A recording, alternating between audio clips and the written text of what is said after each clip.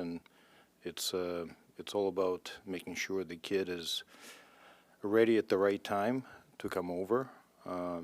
It's a big change, so have to be mindful of timing on a number of different fronts. Il y a quand même, en partant par Pugachev, il y a quand même un thème peut-être de robustesse, de size. Est-ce que c'était une mission claire que vous aviez cette année ou c'est un peu le fruit du hasard?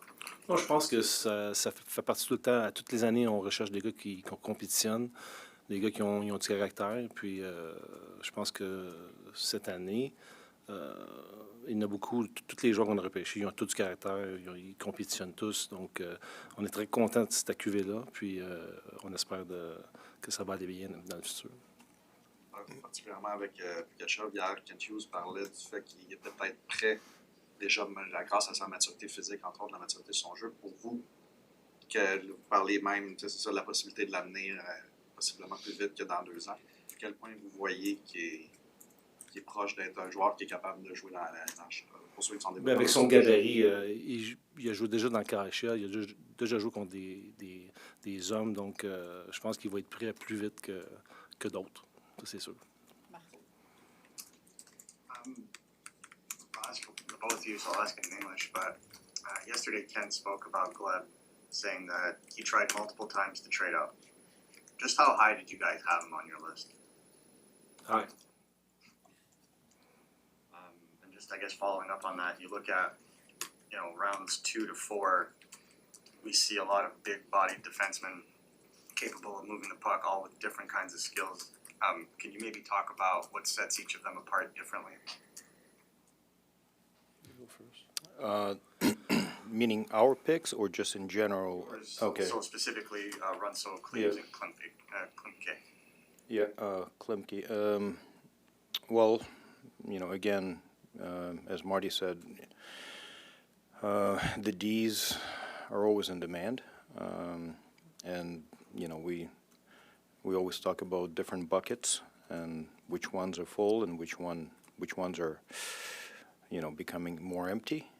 So where the best fishing holes are, as we say, and it's different draft to draft. Sometimes a bucket of big forwards is might be fuller than on the D side. So in this case, it just so happened that the Ds were the best players at in particular spots, and obviously you want to create more depth, organizational depth in each position, and we approached it in a way that that depth, every organization needs that depth, and we happen to have pretty good depth right now, so it never hurts to have deeper pool. So we felt we addressed with each individual, Timmy Runso obviously more offensive, more flashy, I guess. Cooper Cleves more stay at home, mature, big, defends, and Braden Klimke, puck mover, elite skater. So we felt that those three at the right spots were the way to go, and again, can never have enough Ds. Marty, you seem so calm right now, but Kent was saying we were doing backflips yesterday when you got in the first round. Mm-hmm. Just watching his highlights, you see a kid that doesn't stop on the forecheck, that he just runs through. How rare is that now? How hard is that to find when you're looking up and down the draft order and you're doing all your scouting? Very hard. I mean, this guy's a unicorn. We love the way he plays, shift in, shift out. The details in his game at his age is rare. So to be playing the KHL and blocking shots and diving to block shots and back checking hard, like finishing his checks on the forecheck, bringing pucks to the net, I mean, that's what you wish for in a player. And we feel that this guy was the guy that we needed, and he was there, and I feel lucky to have him. Nick, I'd like your opinion too, just why has it become harder and harder to find this type of player? I mean, we saw a lot of size going, especially in the first round, but there were very few players that were described the same way as this one that you just drafted in the first round. So just why has that become such a rarity as you guys go all over the world looking for these types of players? Well, those of us, with kids playing, minor hockey, kind of see it. We all see what's happening. The game is all about skill camps and doing Michigans, right? So all these kids can do all these tricks at, 10, 11, 12, and nobody wants to do the heavy lifting anymore. So, the way minor hockey is going is becoming more and more rare to see players like that. And, not just in North America, but everywhere else. So when we see something that looks completely different from, 99% of the hockey world at every level, going all the way down to, minor, we get excited. And it doesn't happen that often anymore. It used to happen more often, and with each, I guess, cycle, whether it's, 5 years or decade, it's dwindling, and those guys are hard to get. C'est une question pour Martin. Cooper Cleves, vous le connaissez, il était au camp l'an passé. Qu'est-ce qui s'est passé de 19 ans, que vous ne faites pas de contrat à 20 ans, que là, vous le repêchez? Qu'est-ce qu'il a fait de bon cette année? Je pense qu'on a vu une belle progression. C'est un gars c'est un gros bonhomme qui est simple. Il fait sa première passe. Il est capable de jouer physique, capable de patiner avec la rondelle. Puis on aime son upside dans qu'est-ce qu'il va amener dans le futur. Donc, c'est un gros bonhomme. C'est un gros bonhomme qui est pesant, puis qui est capable de bouger avec la rondelle. Donc, c'est ça qu'on a aimé, puis on le voulait. Des gars que vous avez sélectionnés cette année, est-ce qu'ils vont tous être ici la semaine prochaine? La majeure partie, oui. Oui. Oui. Merci. Martin, qu'est-ce qui a été le facteur déterminant dans le fait que cette année, vous vous êtes concentré sur des gars plus physiques et plus gros? Est-ce qu'il y a eu un élément dans votre réflexion d'organisation qui a fait que vous êtes allé là? Mais je pense que tu peux jamais être trop physique, surtout dans les séries éliminatoires. On l'a tous vu. Donc, pour nous, c'est important que les jeunes compétitionnent. Puis le jeu physique, ça fait partie du hockey.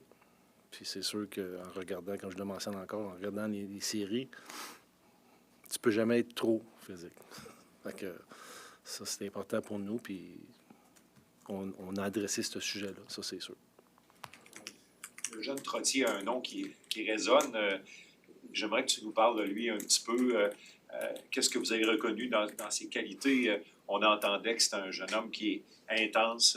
Qu'est-ce que tu peux nous dire sur lui? Bien, Parker Trottier, c'est un petit gars que, à toutes les fois que moi et Nick, on allait voir le programme jouer, c'était tout le temps lui qui ressortait. C'était tout le temps lui qui était le plus consistant dans l'équipe. Et puis, d'un chiffre à l'autre, il jouait de la même manière. C'est un petit gars qui est travaillant, premier sur la rondelle, un petit gars qui a du caractère, puis sur une ligne, tu le vois, puis il veut faire la différence. C'est sûr que c'est pas le plus talentueux, mais c'est un col bleu, puis il vient pour jouer à tous les chiffres, à tous les matchs, puis c'est ça qu'on aimait de lui. Puis quand Nick a parlé au téléphone, le petit gars pleurait. Fait que, tu sais, je pense qu'il était émotif, puis il y a de quoi être émotif. Tu es repêché par une équipe des Canadiens de Montréal, puis je pense qu'il était très, très content. Nick, just wanted to clear something up. I mean, we just spoke to Gleb. He said he didn't see you this season in Russia. Well, what did you get live viewings on him the year before, or what's been your history with following him over the years? Yeah, we started following him last summer. No, even before last summer, during his MHL playoffs, because he was really good. and he did a lot in the last playoffs. So we tracked that, and then we saw him in Florida at Danny's camp when we saw Jarofsky and the rest. So he was impressive there. And then in November, Vinny Riendo and I went in for that U18, U20 tournament, and we saw him live, and we were the only two people there, so it was kind of a luxury to be there, and kind of, I kind of throw Vinny under the bus here, but first shift, we saw him, he says, "This is our guy." And, he set the tone, beeline to the guy, almost put him in 10th row, and then just did it over and over and over again. And, he was hard to miss as a team captain. You know how they play U18, U20 plus Belarus. And so, he was playing against, older kids, setting the tone all the time. And so we saw 3 games live, and at that point, given the situation, you don't want to, cross any lines and start interviewing kids. And, that was the first emotion, first reaction that he gives you with his energy and his power. And then, when Marty first saw him, it was the same reaction. I remember when he called and, had a lot of emotion. So Who's this guy? who is this guy? And so that's we saw him, and then we tracked him all year. We saw every minute of his season, basically. Again, because you don't see that very often. In St. Pete's. St. Pete. Yep. Secondly, this has been a few years in a row now that where you guys have seemingly, was given time for, but almost favored overage players, draft reentries, candidates, and whatever. Is there any data behind that? Like, what is the thinking behind giving either a second-year draft eligible or even third-year draft eligible a second look? What is the sort of the theory behind it? I wouldn't say it's data-driven per se, but it's circumstantial. Sometimes you have a, September 8, 08, and it's great, to get a kid who is on the very, youngest side of it. But sometimes you don't have that. So it's purely circumstantial, and, there's no like serious method to follow the NFL, the NBA, get the older kid because it's a known commodity at all. In fact, sometimes we prefer August, September birthdays. They have so much more runway, but it's case by case. Et on va terminer avec Marc-Antoine et Catherine. Nick, you were mentioning earlier that Gleb's got this rare dimension that we see less and less as years go by. But if that dimension jumps off the page for everybody, what is it about your assessment of the player that ultimately makes you guys like him more than others? Because you traded up for him. Is there a dimension offensively, maybe, that in terms of upside you feel as though he's got top 6 upside, but you're not in other teams' heads. You cannot, you don't know what they're thinking. But clearly, there's something that you saw in him that you value probably more than others who chose not to draft. Well, every team needs that. If you poll 32 teams, they'll all agree with that. So the first round got big pretty fast and stayed big. Okay, the size was the theme, right? And there were different preferences, but for us, we traded up for Gleb because, again, we thought that the type of energy that he brings every shift, You know, his defensive game, as Marty mentioned, is very impressive. He used to be a D growing up, so some of the roots kind of come from that. But it's infectious. We don't have a lot of kids nowadays who are infectious and who have instant identity, and you don't have to guess.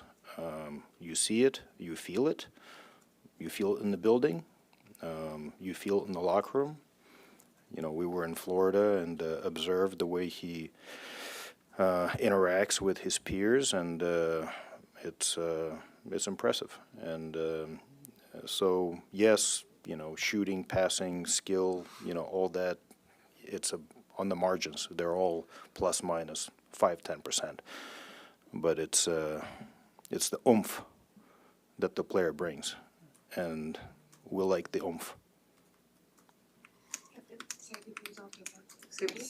Merci tout le Can I monde. just follow up on one thing? We heard from Kent on his preference to be on the draft floor.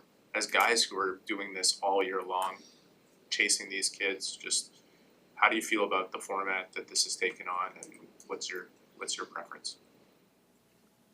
The draft format.